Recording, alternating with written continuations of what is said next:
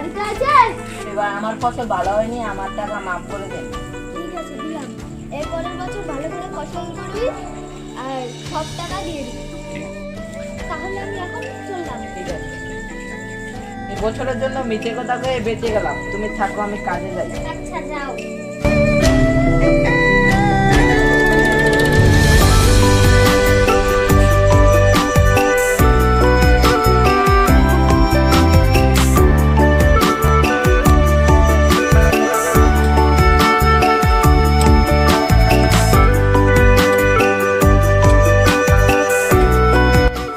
না, এখন বাড়ি যাই, সন্ধ্যা হয়ে গেল।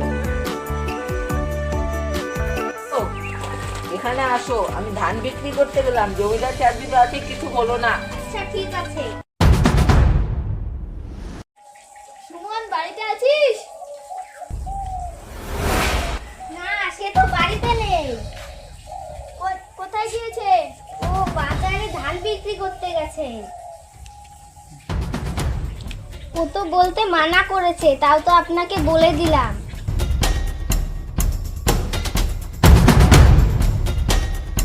বেঁচেছে, আমি তো ধান বেঁচে এসলাম, আমার পাগলি বাবুদের সব বলে দিয়েছে, আজকে আমার বাচন নেই। কোথায় গিয়েছিলি? বাজারে। মিথ্যে কথা বলার জায়গা পাস না? কই, আমি তো বাজারে গিয়েছিলাম।